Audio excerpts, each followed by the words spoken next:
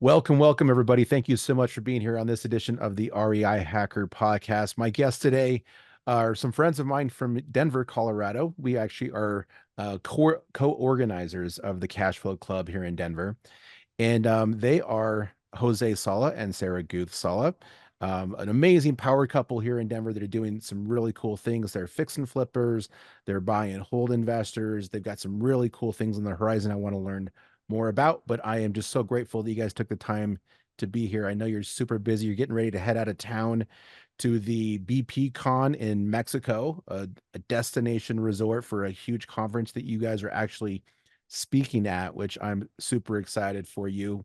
But thank you so much for being here. I really appreciate it. Thank you, Benson. We're really happy to be here with you. Super excited Yeah. to be here. Yeah. So are you guys excited about the event that's coming up here shortly? You're going to be traveling to the BP Con. We were both at the BP Con previously in Orlando, I think it was, right? Yep. And so they decided, okay, we're going to do something that's like a destination event.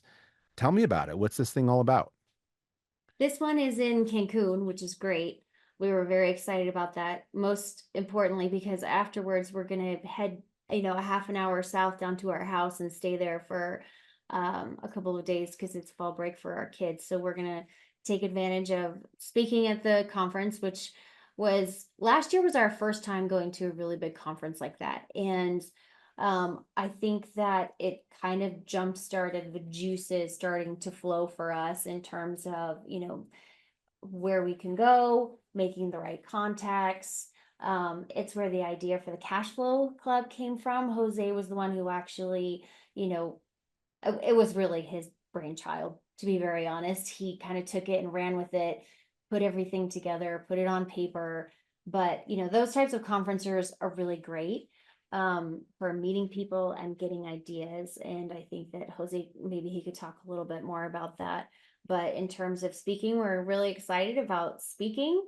Also, I'll be on a panel with James Stainer talking about fix and flipping, and then Jose and I are going to be doing some workshops for the Spanish speaking community. So we're really excited about that too. That So is really cool. So you said you're going to your own property. So you actually own some property in Mexico that you acquired as an investment, but you use it yourselves as well. yeah, Oh yeah, of course. definitely. This will be our third time down there this year. That must be so cool just to have a place you can go to get out of Colorado and just have your own place.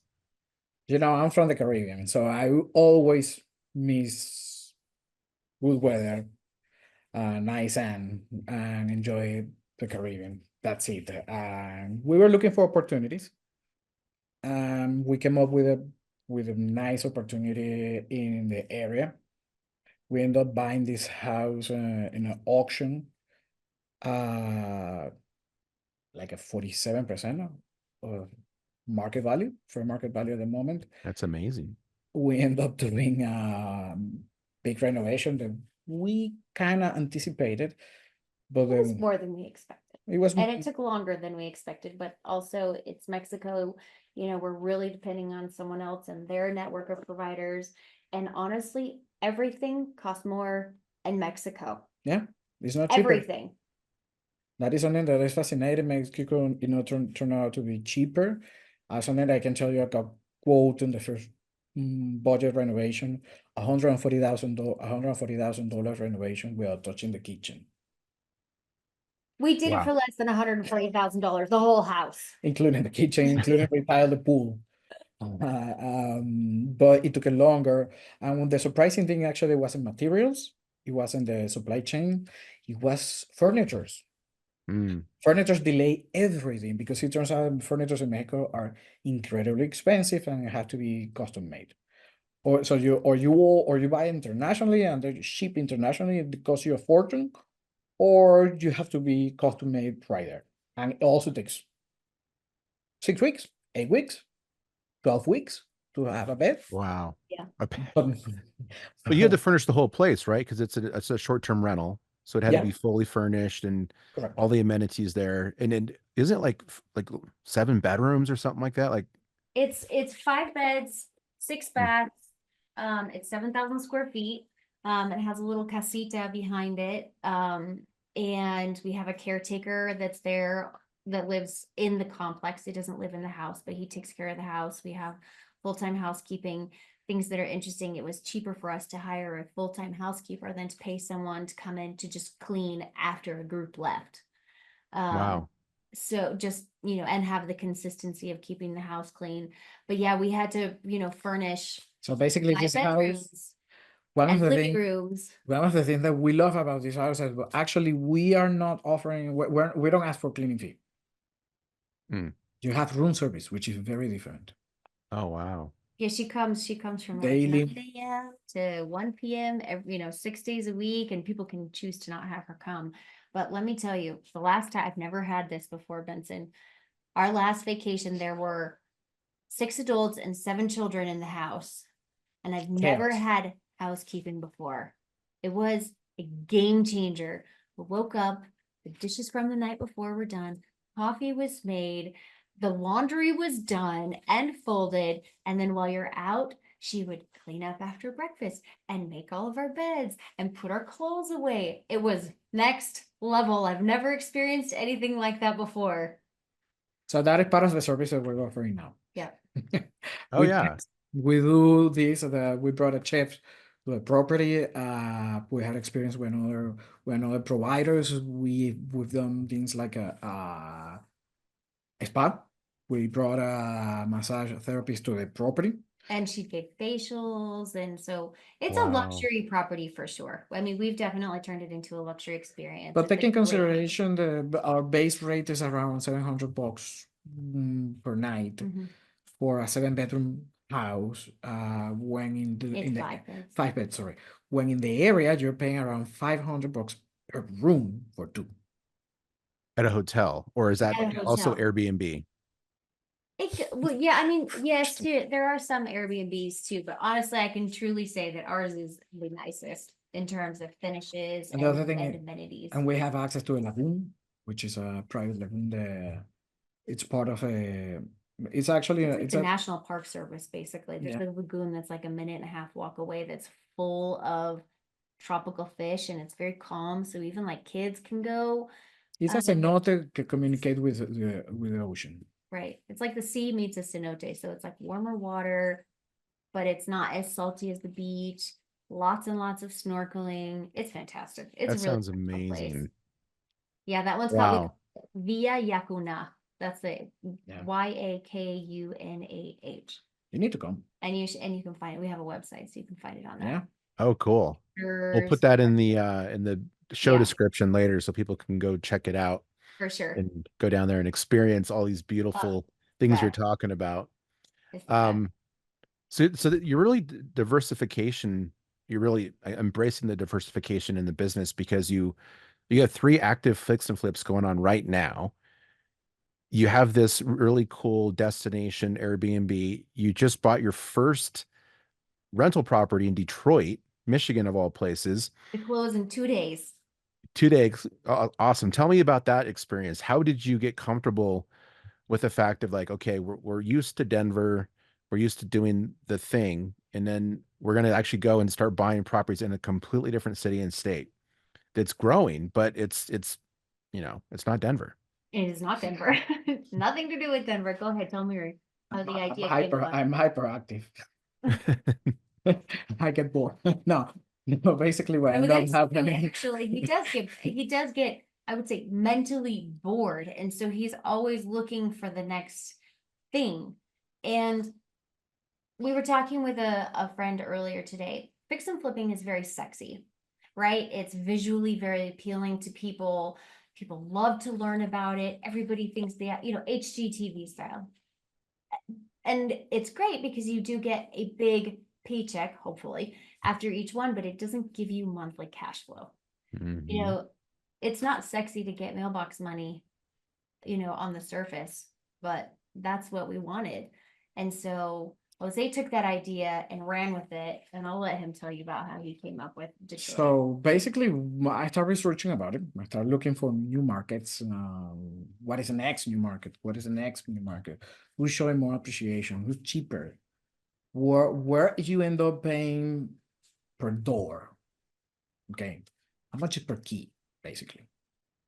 How much I pay for a door versus how much I rented. And it turns out I figured out something. Nationwide, a rental is pretty much standard.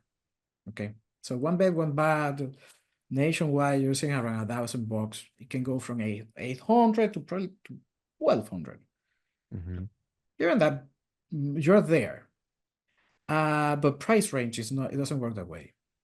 It basically works logarithmically. You're multiplying multiple times. So a door in Colorado, it's always $300,000. So I can never do cash flow here. I will have to get very unique opportunities, and we have one actually. We have an opportunity where we had a property where we have 6 bedroom and 7 bedroom, and each bedroom is rented out for $900. And it's not a multifamily, it's a house. It's university housing. It's and that one does cash flow, but those are very few and far between in Colorado. that is one house in Golden. Maybe 3, 5, 6 houses that you can find in Fort Collins and other areas of the state. But most of the doors that we end up looking, even in Pueblo, are incredibly expensive. So we start looking for the next new market. And definitely the Lakes region in general, it's where everybody's pointed out for cash flow. Everybody's looking in Ohio, everybody's looking Michigan, everybody's paying a little bit of attention to Chicago, but nobody's seeing Detroit. And Detroit, it turns out that Detroit have 3 years showing continuous appreciation. And population growth, which is really interesting because since the 50s, they haven't had population growth. And one of the things that Jose found is it's not that the Detroit area population went down. It's that, like what happened in Denver, back in the 60s, 70s, 80s, everybody went to the suburbs. But now, and so the metro area never went down in population. They just went to the suburbs. So people are starting to move back into the city as, post-COVID, it's cheap to live there. They already have infrastructure, and that's something that's really important. That's different from like, new neighborhoods in say Arizona. These neighborhoods already exist and they already have the infrastructure. They already have all the sewer and the electricity. You're not building new neighborhoods. You're just going in and rejuvenating, those neighborhoods, but it's very much a rental market. And so even a house that is not in great shape, let's say if it were a multifamily, it would be, a C. They still rent for $1,000, between $800 and $1,100 a door. And so what we have found is that Jose started out with a list of like 50 properties that he was just really researching neighborhoods and getting a feel for what the city looked like. And then I actually went to the Bigger Pockets website and looked for investor friendly agents. And I connected with 2 who were great. One in particular has been fantastic. He has like held our hand. We can throw him a list of 20 addresses and he will comp them for us. We have to be comped. We comped before. We pre-comp. We pre-comp. We have a really long spreadsheet that has, I would say probably 15 data points, and then we send it to him and he'll, then just do a really quick check. Of course, we've been using Privy. Yes, we use Privy for sure. We use Privy, we use PropStream, and then because we're not local and we don't know the Detroit market, then our agent will check because that like one street to the next can be the deal killer for that. So he's put us in contact with an insurance agent and with an inspector, and we obviously are getting full inspections.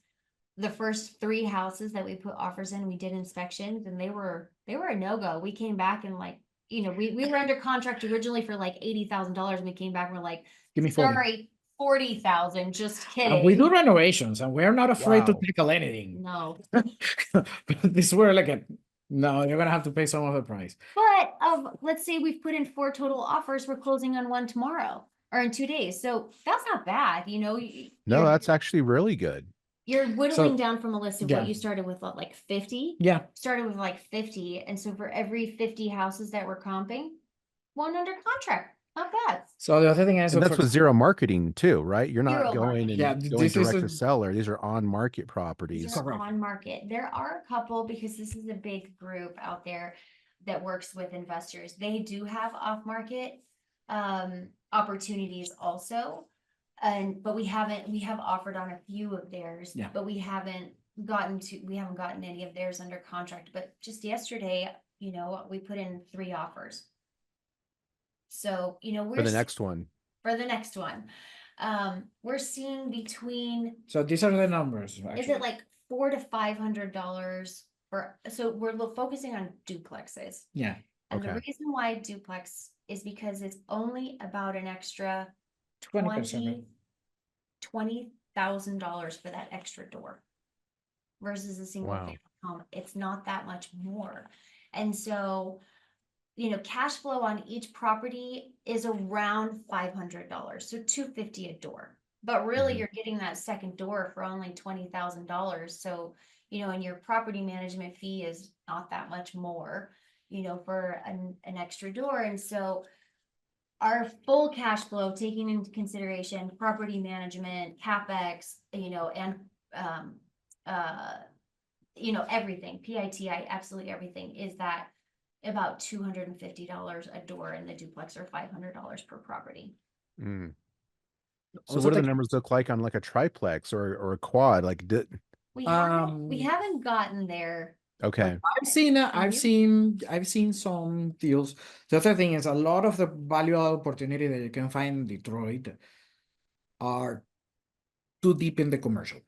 So what I'm saying is that you have to renovate 17, 20, 40 units, and you have to run a full boiler system. You have to run MEP They're and not pass even inspection, MEP. and that's another level that we're not capable These of doing. buildings have been stripped of Correct. all wiring. Yeah, you all just wiring. Oh, yeah. you're buying bricks. There's no Yeah. windows, there's no doors, subfloor sometimes. So that kind of situation. So that's why we focus more into the residential. We found actually out of all the assets, residential tend to suffer less. Out of all the things that we saw, every single apartment that we see is basically like devastated, which is not happening in housing, in the residential. And the other thing is, so these are the number basically that we see. We see properties that are going between 50 to 70,000, that you need to put around 20 to 30,000, and you end up all in around 100,000. And we're talking about two doors. Mm. And we just did in the first cycle. An ARV, yeah, that was actually really surprising. We had estimated the ARV at 155, and the appraisal came back at 185. It was like shocking to us. So, Wow. and it's already rented out. Both Yeah. of the units are already rented out. And so when we go to get a DSCR, we'll be able to pull out 100% of our cash plus more. So that's kind of our BRRRR method is we're going to try to leave $0 in each deal. But it's about $25,000 between cash to close and your holding costs for the seasoning period of 6 months before you can do your DSCR cash out refi. But $25,000 that then you're really you're able to cash out almost 100% of your money, if not more, and then go on to the next one. And so, let's say, like, we have an investor right now who just sold a property and he has to get rid of like $150,000, and so that is at 20,000, we're looking at 7 properties that he could put his money into. And then in 6 months, we can do a cash out refi and do a whole second round for 7 more houses.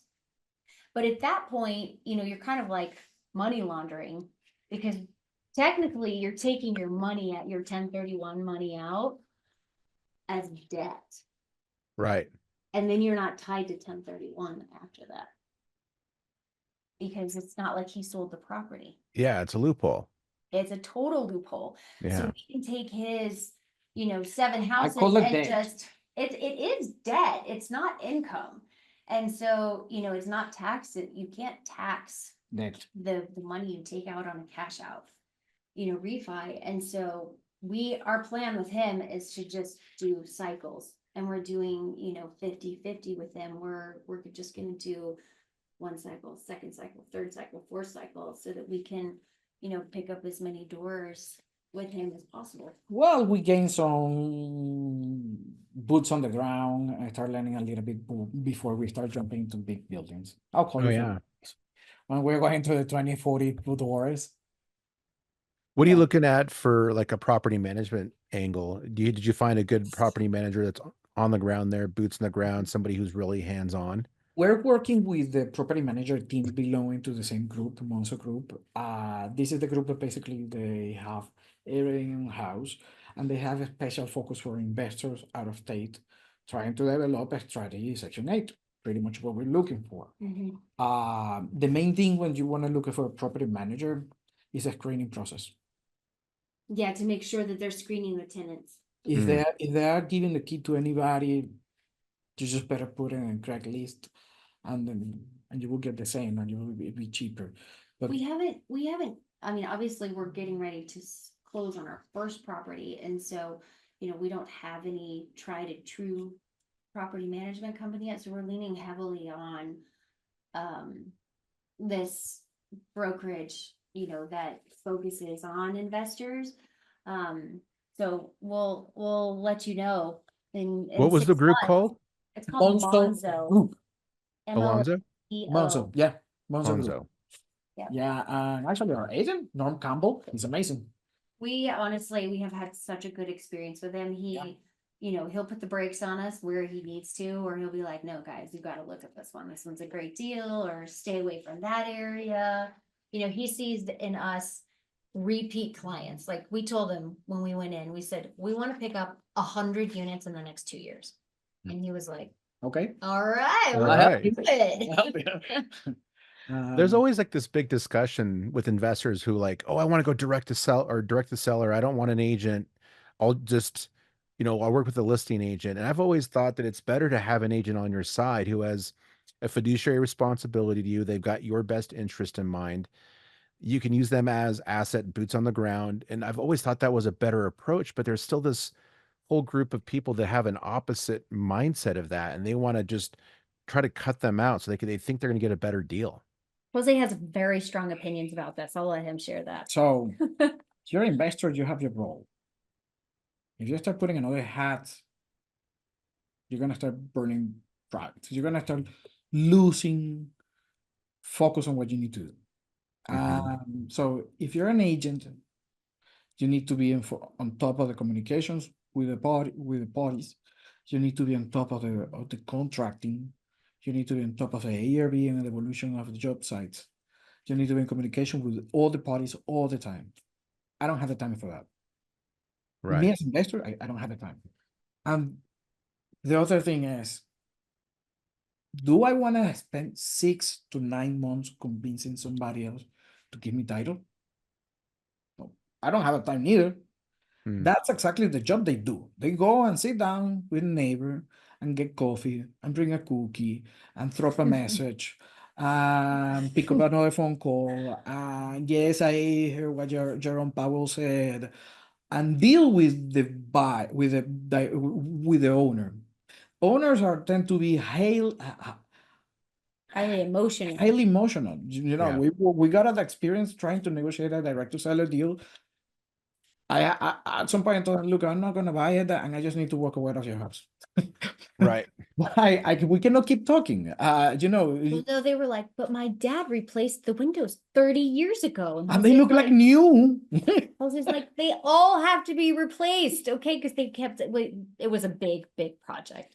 Yeah. And my dad actually gave us the lead because he knew the person. And we're sitting down, the house is trashed. I mean, there's like leaking plumbing in the unfinished basement. It was just a disaster. And we went in, we were like, this house needs like $300,000 And they were like, at a minimum. And they were like, no, there's no way. There's no way. You guys are way off. These windows are only 30 years old. My dad put it. He installed it. Well, they have completely unrealistic expectations, but you said they're all emotional too, right? So they put value on history. They put value on their memories, right? Correct. And there's no value in that when you're talking about selling a No. house, right? No. And so that's direct to seller. And then there's the other discussion of on market properties where there's a listing agent, and there's a group of investors that want to go directly to the listing agent, thinking the listing agent, right, can help the process, but they don't have to pay a buyer's agent. And Right. I've never believed in that either. I've done that. It depends. It really depends, because Jose does reach out very frequently. But you know what is interesting with that? So many listing agents, he'll call, for example, it's very clearly marketed to investors. It's a flip. And he'll call and say, listen, I'm an experienced investor. I'm fine with you being a transaction coordinator for me on this. Would you be open to it? And you would be surprised at how many times the agent says, no, bring me an agent, bring me a buyer's agent. Hmm. Do you know what their mentality is for the reason? They don't want to do the extra work. They don't care. They don't want to because talk to me. They don't want to talk to another one. No. They don't want to be dealing with two parties for making $3,000 more in the deal. For them, it's just bring your agent. I don't want to have another phone number to pick up. That's it. Correct. Right. So it's Um, another, like, just wear the hat you were supposed to wear, right? That they're thinking the same thing. Like there's a whole other set of problems that comes with trying to be a transaction coordinator and For managing them, both sides of the transaction. correct. For them, I get it. There are agents that do have amazing pipelines that you can see them all the time in MLS, posting properties all the time, and we can understand them. But there are other ones that you know them this is the first thing they're posting in 6 years. But we've heard them, a lot of them will say, it's illegal. I'm not allowed to do that. Yeah, which is not true. That's not That true isn't true either. That just goes to show they're probably newbies. They've only done a couple of deals. Exactly. They shouldn't be working with investors in the first place if they're Correct. that new. And when I heard that, I understand exactly the answer that I needed to understand. You cannot be my agent either. No. And I would say that you have to be an experienced investor to go straight to the listing agent, because again, you don't have anybody looking out for your interests. So if you don't know the market really well, and if you don't know how to read a contract, then you should definitely never go unrepresented. Nope. Yeah. And having There's so many things in that contract too you have to pay attention to, like all of the dates and deadlines, that whole date matrix, with like making sure the earnest money's there on time, and then making sure that you have a proper inspection period, and it's not a hard earnest money deposit. And like, because that could be in the contract, that could be in like the listing, like hard earnest money, Right. Cash only, zero inspection, like all those things. If you don't know what those mean, like you could put yourself in a really bad situation, especially if it turns out through your due diligence process that the property that you got it under contract for, the price is wrong and you need to get it much lower or get out of the deal. Right. Like the average person cannot navigate that. No, it's true. The other thing is you need to understand that they are doing you a firewall service in legal terms, which is pretty much worth it every penny sometimes. Okay. You have somebody just dedicated to see the contract, all those small details, all these possible strategies. My contract tend to be highly complicated because I will protect myself from another thing that I've seen in the past. I will add another considerations. I will keep myself the right probably to try to wholesale it if I consider the property. We are not wholesalers. We don't do it. But if I get something under contract while I'm running my numbers, while I'm doing my due diligence, what about if you call me and you need a project? And I could to you. So that kind of deals that we try to preserve those rights for some occasions. But yes, we do go direct to the listing agent occasionally, but I would say 75% of the time we're going through an agent. Yeah. Also, we run our comps. We know how to comp. We understand the market. Well, I need to have another set of eyes. Always. Oh yeah. Especially with a completely virtual market like Detroit. Correct. Having those boots on the ground with this new group that you found and finding this ace of an agent that's on your team to help you with all the due diligence and everything else, with like, oh, you don't cross that street because that's the comps are different over there. Like there's no map that tells you that. There's no data in Privy or any other software that's going to tell you where those cutoffs are at. That's local market intelligence that Right. only comes from experienced people that have done deals there. Right. That's why I think Bigger Pocket is such a powerful platform. Mm, It really helps to connect investors. I do track of the blogs and everything that post to people related to Detroit. I get news from there. I do get referrals for free. People that will be posting, hey, I'm a new investor in Detroit. Can you drop your phone numbers? Guess what? I'm copying all those phone numbers people are dropping below. And now I have plumbers, I have electricians, I have general contractors. And that's how you start building your own team, I start getting yeah. all your relationships. And that's honestly, Benson, that is the main reason why we go so many times to direct to agents. Also, we want to build relationship with agents. Okay. Yeah. We've done that in the past, and something that I can tell you is that we are deep believer this works goes through agents. Best deals that we've done coming from agents. Always. Mm, Even if it's in the market. Even if it's in the market, that's another thing. Our best deals, we bought it on the market and we negotiated the price at where we needed to be. That's true. It's very Yeah. different for getting off market deal where you get a price. No, we negotiated Yeah, terms. we don't buy into the stigma that you can't find good product on the MLS. No, We don't It's a buy into. complete stigma. I mean, the data tells otherwise. Right. That's correct. one of the things I love about Privy is that you can get in there and you'd be like, all right, show me everything that was flipped recently. And then you can see if it was purchased on or off market. And in some markets, like Detroit, for example, where there's a lot of investor activity, you can get a lot more deals from the MLS because those fix and flips create all these opportunities because that's ARV is now being like determined by all those fix and flips. Yeah. But if you're in a market where no one's flipping, then on market deals are harder to find because after repair value is determined by unrenovated homes for the most part. Correct. Correct. Yeah, I would say the majority of what we buy, still over half of what we buy is on market. Oftentimes Yeah. that we find ourselves, and we'll still bring an agent to it, but Jose scours the market himself. Or we have a handful of agents who we work with. And they bring us the properties that we end up buying. But I mean, almost everything is off the MLS. I really don't buy into the stigma that you can't find good deals on market. Yeah. Don't forget that each on market property at some point was off market. So at some point we saw or when still off market and it's a pocket listing from agents, or we're seeing it before they are getting ready to go to the market and they want to have a both offer investors offers before they hit the market, and sometimes they're asking and they don't need to hit the market. And they save pictures and they save closing and they save everything and they go under contract with us. Yeah. Well, that's why those relationships with agents are so important when they figure out that they have an outlet now of reliable people who can close. That's all they really care about Of course. is closing and making money.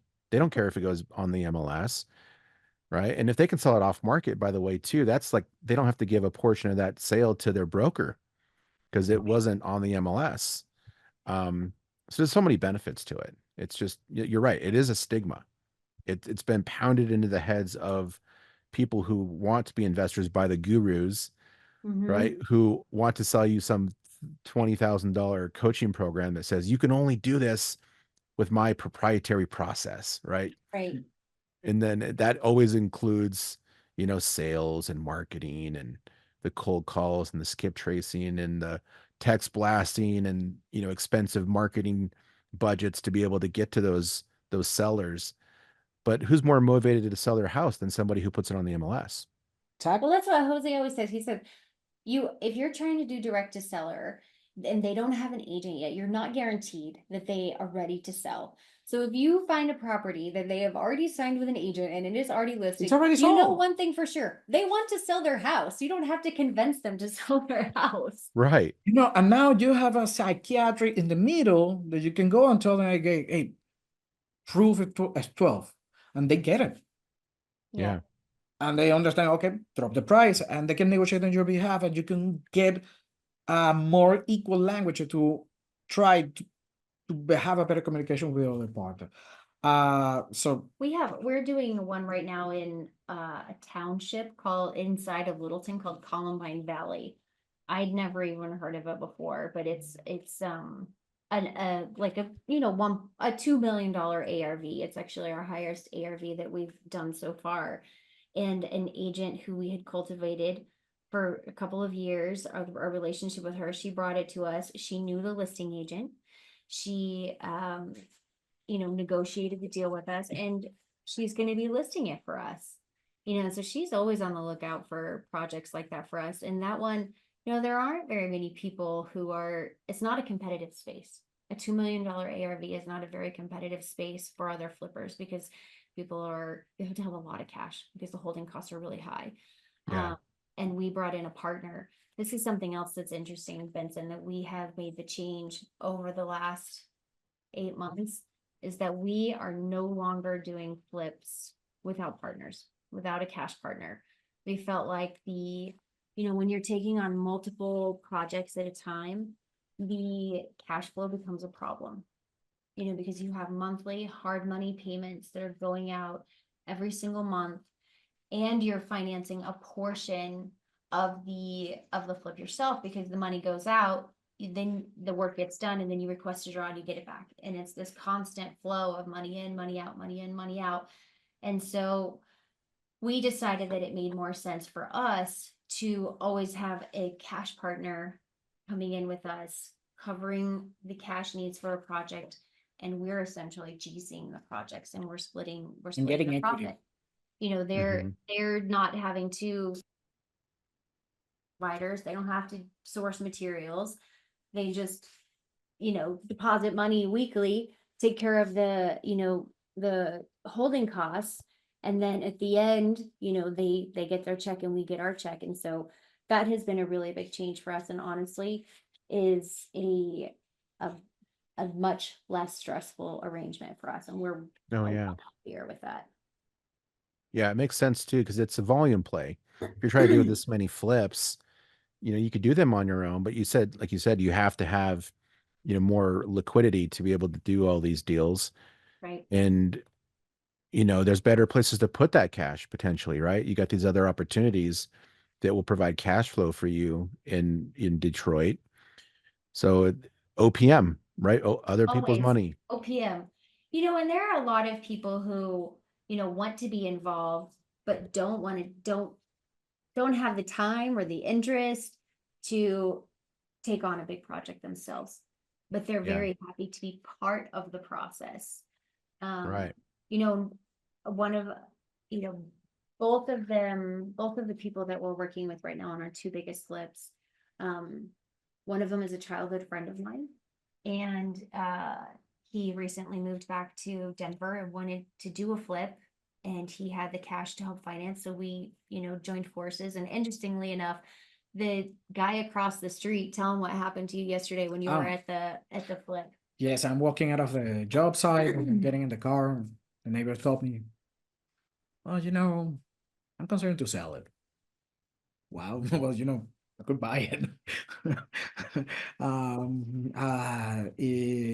So we start doing something that we never do. It's a direct to seller situation. And we know, at least in this case, he's approaching to us. He has the idea of selling. I don't need to convince him No. and do the entire work. You may have another better life. Maybe you can sell your house. Didn't he tell you that he wanted yeah, to move like closer yeah. to his kids or Yeah, something he like gave me that? the entire motivation. He's playing himself. You was just listen to him. It was delightful to see first that he feels inspired to move on in life, to see Yeah. all the projects that we're doing. He saw actually the job site like a pretty organized place. And actually that's one of the things that motivate him. Also, he was surprised the amount of job because everybody thought this was the newest house in the town area. Everybody thought it would be a very cosmetic fix and flip, and it's being a very intensive process, being a $300 and something thousand investment into this house. He also, I have pictures of him standing out in the front like this. When we were What's going on in there? when we were switching out the roof, he was like, Yeah. The providers That's come. funny. It's very funny. He's been a Snoopy Yeah. neighbor, but hey, we might end up flipping his house too. Yeah. Oh yeah. Well, that's a strategy that a lot of flippers do is that when they start a project, they'll flyer the neighborhood, Yeah. let everybody know that they're starting a project there, and they just want to let people know that we're doing this project, but it's all it's a marketing ploy. So that if people are thinking, oh, maybe we should sell our house, like they're potential buyers. And so it's a way of starting to create some leads for potential I new think we should off-market do that in the opportunities. neighborhood actually, because that's a changing neighborhood. So this is a very nice HOA, and we used the HOA services during the summer. It's got a really nice pool, so we took the kids to the pool during the summer, and of course I was talking to the neighbors, and there was one family that was there where like the grandparents lived there, their kids lived there with the grandkids. They had 3 generations living in there, and they were telling me that a lot of the houses are getting sold because it's grandparents who are in their 70s and they don't want to have a 5,000 square foot house just for themselves anymore, and so they're looking to downsize. And then like our generation is starting to move into that development, so that's actually a really good idea. Yeah. Something probably we should do. Yeah, you just walk around too, right? You don't even have to mail them out. Just walk around and just put the mailers on. You And can I'm have sure the kids do it. everybody knows who we Yeah. are. Oh, we totally use our kids, Benson, you know that. Yeah. We send Put the them to kids. work. They have to earn that Sala. allowance, right?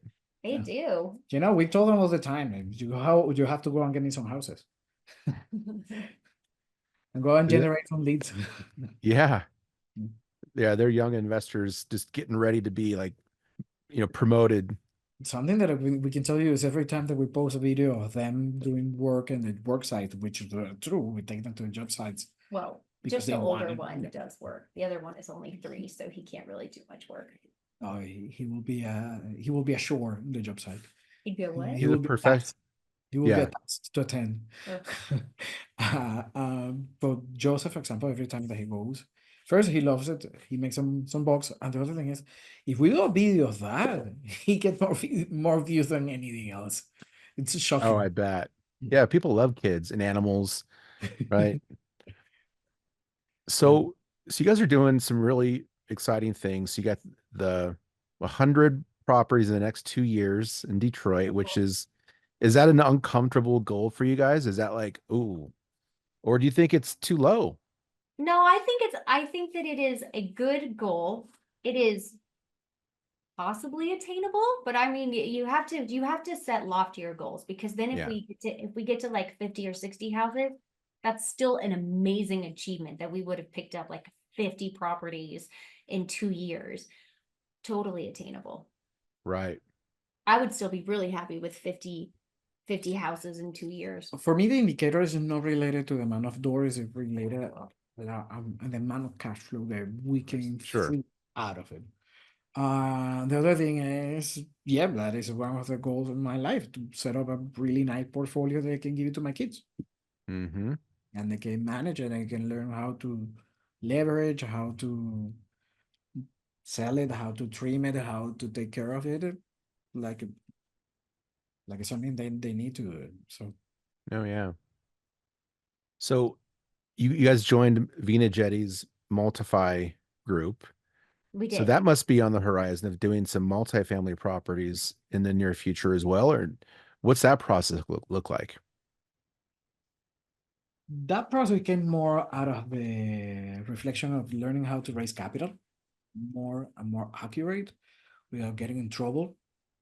And out of all the communities we've seen, the Vina Jetty is the community that we feel more suitable for us. We consider the goal of the community to be first a woman, minority group, which is close, especially for me. One of the other things that we analyzed was to understand the main focus wasn't real estate.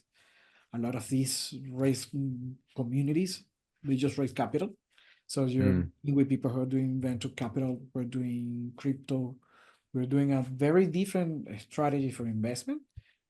And even though all of us, we go through the same process, legally process, we will have very different exit strategies. We're not related, we're not absolutely compatible in some cases. So the fact that this is more related to real estate this is a plus. And how we do see it, we see it ourselves first, start with anything above 5 floors, anything that definitely more than 5 floors. I don't see myself jumping to the 250 space until Well, I don't one go of- to the 50, Yeah, 80, I'm sure one of 20. the things that you see is that once you get above like 80 doors, you're competing with institutional buyers Mhm. who already have funds in place. They can underwrite a deal much bigger, much quicker, and they have, bank relationships already in place. They have a reputation that is going to beat out someone like us, in terms of negotiating with the buyer or with the sellers. So I think that, you know, everybody wants to go really big to start with. Like, yeah, it'd be great to buy 100 doors in one building, but also how feasible is that? That's not, I don't see it to be very realistic unless you are coming in, with a fund of funds and you're raising funds for somebody else's fund to pick that up. Mhm. Not really a GP on that. I mean, that could be part of the negotiation, of course, it could be possible, but I think that for us, we want it to be a little bit more organic and we want to not do things ourselves, because we're all about collaboration. As you saw, like, we think that, volume is better than trying to do everything by ourselves. That's something that Right. I was just listening to a podcast yesterday, actually, while I was out on a walk, and one of the, at the very end, the host asked his guest, what do you wish you would have learned earlier? And he said to partner. Um, and I totally agree with that, because, the second you learn to partner is when you're able to scale.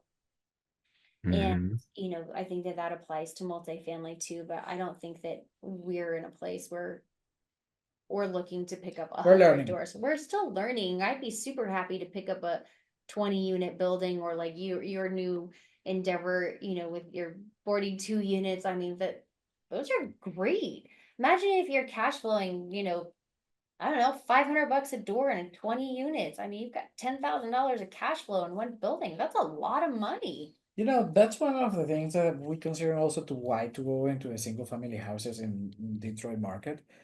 Is because first the entry position is way lower, and the other one is because actually, what happens if you have an incident in one asset where you have 10K coming out of for you each month, and suddenly that building is not warrantable, something happened, and you're out. So Right. multiple assets are part of the diversification thesis that we have. Yeah, we're not planning to slow anything. We're trying to have the most organic operation and trying to set up Detroit basically now, or these cash flow markets, because it's not just Detroit.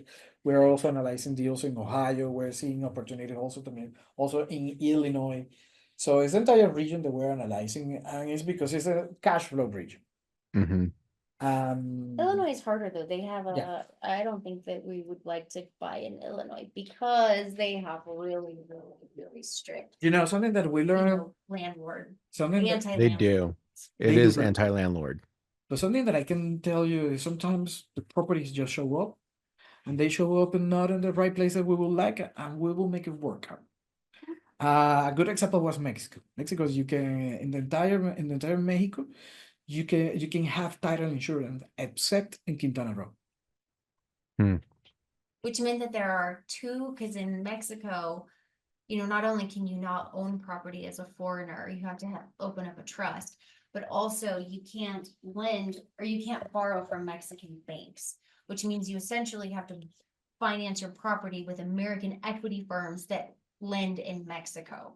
And so because there's no title insurance in Quintana Roo, the state of Quintana Roo, there are only two equity firms that will lend there. And so they basically work with like all the same people. When you're like, oh, I'm gonna reach out to this person, and they tell Ah, you their yeah, name, we you're know. like, I just talked to that guy at this other equity firm. He's the same person, you know? So you end up with really, you have one option for funding a property down there, unless it's a development where they're doing seller finance. That Mhm. happens quite a bit down there. But those are like that, we weren't necessarily looking for a house specifically in Quintana Roo. The opportunity just presented itself, you know, and Right. you just have to be prepared and have relationships in place that can help you finance those types of opportunities. Because You know, a good example is why Illinois. I saw an opportunity today where somebody is offering 0% seller financing, 0% interest for seller financing deal in Illinois. I was like, Yeah. well, how anti-landlord have to be that state to keep me out of a 0% deal on seller financing? You Well, that's know, probably why they have to do it, is so they can attract buyers. Like, correct, we'll correct. pay you to take the property. Just here, we'll pay you 2% a month. yeah, So, no but kidding. yeah, that's the opportunity that will show up where they will show up, and you underwrite it, and you manage as best as you can. That's Yeah. it. I wonder if anyone's ever done a negative percentage deal, right? Where it's like we can get as low as 0%, but how desperate does a seller have to be to like bring somebody in to take it over where they'll actually pay? Bring cash to close. I mean, Seller yeah, finance or seller financing and seller credits. Like people yeah, do seller credits all the time. all the time. I mean, it's Yeah. not negative seller finance, but I mean, yeah, you have concessions and you have, you know, lots of, I mean, how many people end up bringing cash to close? Yeah. A lot. We have somebody brought us an eightplex in Aurora, and we're still trying to like make it work, but he originally said seller finance, 0%, 5-year balloon, you know, you pay the agent fees, whatever. And we're like, yeah, I think that we can actually make this work, but we're gonna need a 7-year balloon instead of a 5-year balloon, and you know, negotiating the terms. Well, then of course, like the second after we look at the deal, we go into PropStream and we're like, this guy's got like a $900,000 loan on the property. Like he can't sell or finance at 0%. That's not gonna work. Like your numbers literally don't even cover your mortgage, which ended up not being a mortgage. It was a HELOC. And so he has like a $950,000 HELOC out on his property. And I told our agent, it was just like, you need to go back to this guy's agent and say, you need to figure out actually what you owe, what the terms of your loan are. I want to see the loan documents. Now your property is not worth this much because it's not actually 0% seller finance. So it's actually worth, in my opinion, like $200,000 less. And that was a really funny one. It was just like, dude, you don't even know what you have or what you're trying to sell. Yeah.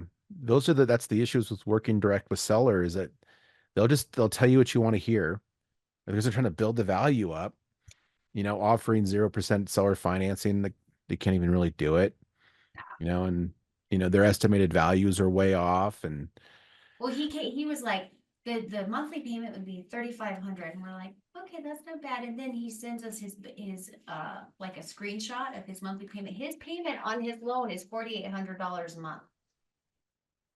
He's like, oh, this isn't gonna work. And we're like, yeah, you think? wow. So yeah, we see everything, and we see we got in contact. We always tell agents, call me. I'll go. I'll do my due diligence. I will show my due diligence as investor. That's the other one of the things that we do that oftentimes helps us put in a lower offer and still win the property is because we are end buyers ourselves. And we explain ourselves. Jose will show up with his tape measure and oftentimes with our structural engineer and walk the property. And so the listing agent sees that we are real buyers and that the number that we put in, we're not going to go back and try and retrade, try to get them to give us a price reduction. The offer that we put in is our offer, so they'll counter us and we're like, no, we actually put our best and highest in, this is not a negotiating. But the other thing that Jose does, and we've talked about this at Cash Flow also, is there's an app called Deal Check. It is a very powerful tool for flips and for burrs. It's an amazing tool it cuts out so much of the legwork. You basically like pop in an address, Put your comps, put your comps in, put but your budget. you can itemize your rehab budget, and you can itemize closing costs, and then it'll basically tell you, it'll tell you what your profit is. But even with like the BRRRRs, it'll tell you what cash flow is after you've put in all of your closing costs for your, you're buying with a hard money loan, doing a little bit of value add, after your seasoning period of 6 months, doing your DSCR, and it pumps out your cash flow, and it takes out all the guesswork. And the thing is that not just for you as an investor, if to have the information, when we go in and we're, somebody's asking, it happened the other day, and they wanted $850,000 for the property, and we ran all of our numbers. You can white label this, so it can put Lincoln Asset Management on the top, puts a photo of the property. Jose generates a PDF, sends it to the agent, and then the agent can then share that with the listing agent and say, these are my client's numbers, and this is why they came up with this number. That is a legit product that shows that you are a serious buyer. And you're running your numbers anyway, so why not have them in a platform, that generates this really great PDF? So the other thing is, we send that we share that, they can see it, and I can tell them, you want me to drop 50K? Okay, tell me what I need to do. Tell me how I do it.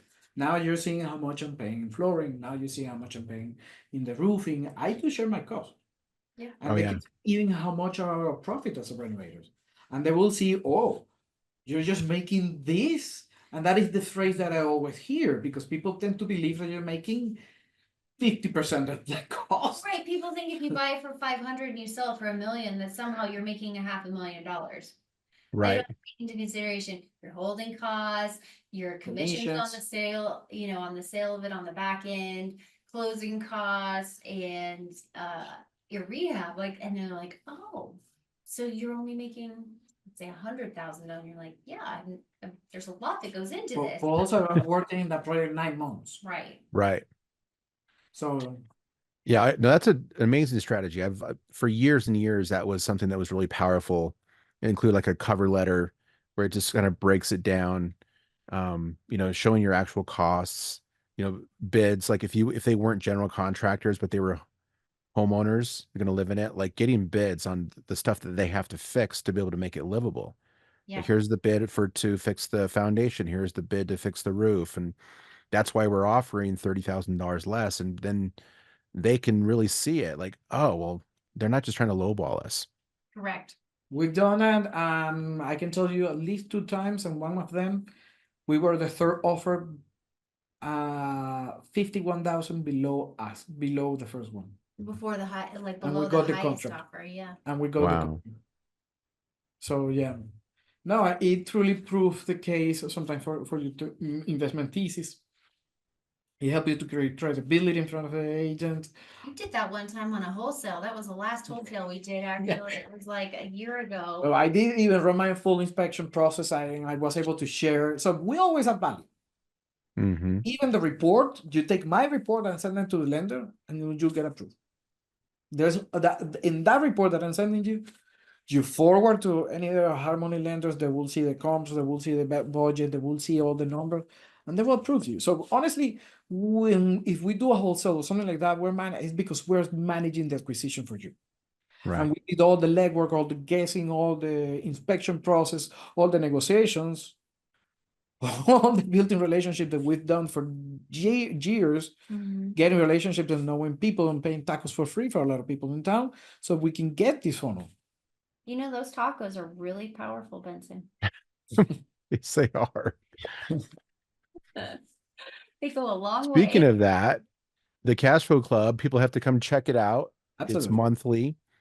We'll put the links in the description of the podcast here, but it's in Denver, Centennial, right? South Denver, monthly, doing some really cool things. And right now we're talking about creative financing, right? A 3-part series, which is really cool.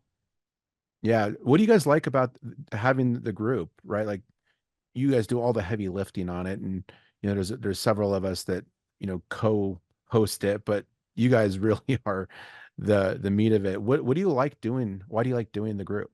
We love creating community. Love it. We went to 2 years ago, we went to an event that Pace Morby had done in Arizona. We went for a day. The one big thing that we took away from it was he said, if you want to do anything, go home and create a community. And Jose and I had already kind of had this on our radar. And we did just that. We started hosting meetups at some of our flips. Wasn't the greatest environment. It's really interesting, but there's like no bathrooms. Sometimes there's no electricity. And There's no so tacos. there's no tacos. And so we moved We can bring the venues. tacos. We could, just trucks, You bring know. the trucks. But we just really value community because Yeah. we know that we cannot do everything ourselves.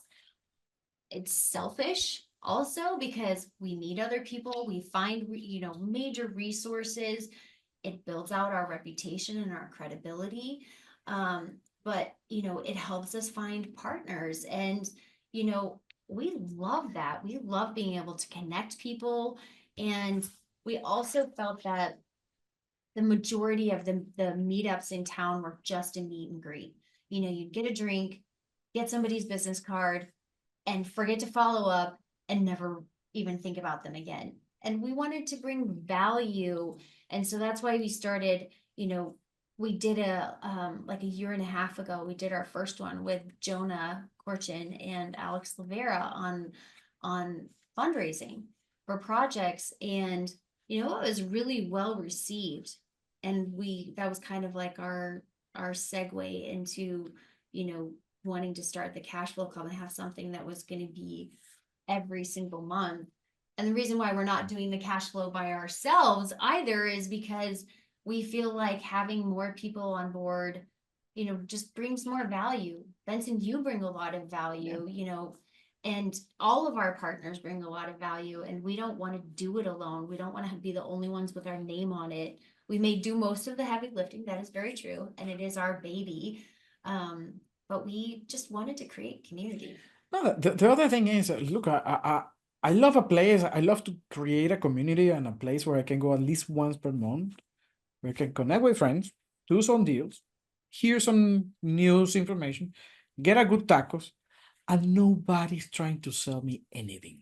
Right. Yeah. Nobody's trying to make me help, forcing me to do a conversion in that moment. Nobody wants to force me to get at do you want to have a wholesale right now? Sign right now. I'll send you the DocuSign right now in a text message. Or the other version, well, sign up for my course if you want to talk to me. Right. No. This is a community. People come, share experience. The only resources and the only rule that we have here is if you want to be in the stage, you better know what you're going to be talking about it, because if you're not, you're going to be in trouble. Yeah. And that already happened. We have people that show up there non-prepared, they end up being roast. And it's because we are a community active. Because he was unprepared. Were you there for that one, Benson? Don't go into specific, but I think I was out of town. yeah, that was a really interesting one. I wouldn't say they were roasted. The guy didn't get roasted. He got a lot of pushback on his content. And it wasn't for a lack of being prepared. It was because the other people had a lot of information and background on the topic. And it was very Wait a interesting. second. Was it the life insurance one? Yeah. Okay. Yeah, I was there. So yeah, but that experience and that interaction changed completely my perspective about life insurance. Right. Because seeing the guys that I know going after that product, I was like, well, I need to pay attention to the point of view. And when I sit down with both of them, it turns out they're highly qualified investors into that area. One of them is a former financial planner, so he knows a lot about this product. And he wasn't he told me it never works. It never works. The other guy told me I run a full mathematical model. He said it only works if you do it within the first year of life of someone, like literally within the first year of life. He told me maybe your baby will. How old is it? 3 years? No, forget about it. Too late. Too old. Wow. So, and that gave me, I was completely bought into the insurance. By the time I was listening to the presentation, I was completely bought into insurance. When I had the feedback from the community, when I saw the kick of the members of the community that I do respect, I was like, let me see why. So Mm. yeah, we learn from not only from the people who's on the stage, also from the people that we have right next to each other. Yeah. Alex Olivera, for example, he's a constant resources for us, all the time. If we have any problem in construction, we will always be consulting with him. If somebody needs help with interior design, it's more than usual. Sarah, let's get you for a coffee. And suddenly you walk into my house and I'm seeing a bunch of tiles because, oh, one of our friends is in time and choosing time, and Sarah's helping him.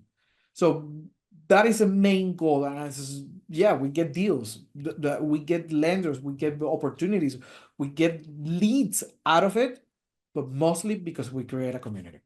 Oh yeah. And everybody that comes too has such positive feedback. And, when we close out, like people don't want to leave. They hang out for 20, 30 minutes, just talking and continue the networking and the business building aspect of it. And that's what you want. You don't want people just like, I need to get out here, and they take off. And then you see a lot of return people. So the model's working, right? It is definitely a model that I think was really needed in the space. And it's turned out amazing. We've gotten pushback from people in Denver too. There are other people who run regular meetups who, we have met over the years and know them. And one in particular, like, accosted Jose at a Bigger Pockets event actually, and was like, "You're ruining the environment here. You're stepping on a lot of toes with all your free content. Who do you think you are?" And Jose was just like, whatever, and like turn around. Jackpot, I know I'm doing something good. Yeah, you're Wow. good when you're making somebody mad. He was mad, and he had his bad mouthed us all over town, Benson. Wow. All over town. For cash flow. But we heard it from 3 different people who, like, within a couple of weeks of him confronting you at that event, we had 3 different people come to us and say, "Hey, just so you know, this guy has a lot of bad things to say about you, and it's because we're offering free community and free content, and everybody wants to sell you their content and sell you their community instead of offering real value to you." So that was something very interesting that happened. That was in last winter. Yeah, that happened. we were starting to doing more events more frequently, and suddenly that was one of the most more interesting reaction that I have to deal with. Yeah. Wow. I understood. Well, we're doing Unless you something do good. something right. Yeah, we're doing something good. Definitely, these guys are not. They don't like them. One of the things, But it's because they all sell courses. yeah, Mm, and none of them are actually tend to be investors. That's a reality. right. All of them relaying another investor who are doing deals right now, but they don't. Yeah. Yeah, it's one of those interesting things. Like I always think there's enough to go around, right? There's enough business to go around. There's enough Yeah. leads, money. So there's like the scarcity mentality that it's just some people have, and wherever it comes from, who knows, right? People's, childhoods, and it's engraved in them. Sure. They haven't peeled back the onion yet to discover why they are who they are, but we can just do what we do, right? And we we'll come were out on the positive end of things if we Of just course. are looking for a win-win in business and negotiations and community. And if we really are just being honest and forthright and, hoping that everybody comes out well, then it works out for everyone. And and we're not like dialed into a single topic. It's not like we do a monthly meetup just on creative finance. Every month has a different topic, from zoning to ADUs to capital raising to fix and flip to comping to underwriting multifamily. I mean, it runs the gamut. And so it's not, and 3 hours on a topic is pretty in depth, Oh yeah. 2 to 3 hours is pretty in depth, but we're not doing like a year-long course on one topic. It's Right. people can pick and choose what they want, but also it helps expose people to other sides of the market that they probably haven't taken into consideration and make contacts in those markets. It's great. I mean, honestly, first and foremost, it is selfish on our behalf too, because we get to learn so much and Yeah. meet people and do deals and all of these things. And we can this is choose community. sometimes the subject of what we want to learn. Yeah. That Oh is, yeah. and that is cool to be part of something that you can say, hey, you want to come and give us a speech, and we're 50 to 70 investor people. Wow, really? I'll go for sure. Mhm. Most of the time, people tend to pay for it. Yep. Well, no, you come for free. People actually tend to be amazed at the fact that we try to provide food. We're organize ourselves in doing something that first, don't charge. We want to keep it free. I think the goal of this is create a community. So bring your deals, bring your ideas, bring your energy, Mhm. most of it. And the other thing is just bring and be consistent with the community, because that's all that we're looking for. Yep. I love it. Well, it's turned out great. I'm just fortunate to be part of it. Yeah. And I'm fortunate to be friends with you two. Like, you guys are doing such cool things, and Thank you. I just think it's awesome that what you've created it as, like this. Like I said, I started out calling you a power couple. I truly believe that. And if anybody wants to work with you, well, number one, who should reach out to you if they do, and how can they contact you? So we are always looking for capital partners, honestly, and anything that we're doing, we're looking for someone who wants to JV with us, bringing capital. We're also open to, working with new flippers, but they would also have to bring the capital on that one, which kind of, progressed in that way. We are always looking for deals. So if somebody has a good deal that they think that we would be interested in, bring us a good deal. We have, and I'm usually the point of contact, so reach out to me. My socials are at Sarah G Sala, Sala, and they can send me a DM. Or we have our general email too that all of us respond to, info@lincolnasset.com, because our company is Lincoln Asset Management. Amazing. Well, you guys, thank you again for taking the time, and I can't you, wait to hear the Benson. stories about BPCon and your adventures in Mexico. So thanks again for taking the time, and I know our audience is going to love it. And everybody, please reach out to Jose and Sarah if you got money, or if you want to do a deal with them. As you can see, they're just be amazing partners to work with. So thanks again, you guys, for taking the time. Thank you, Benson. We appreciate you. Take care. You're welcome. That's a wrap on today's Real Estate Revelations. Thank you for tuning into the REI Hacker Podcast. Remember, every property has a story, and every deal is a lesson. Until next time, keep hacking the real estate world.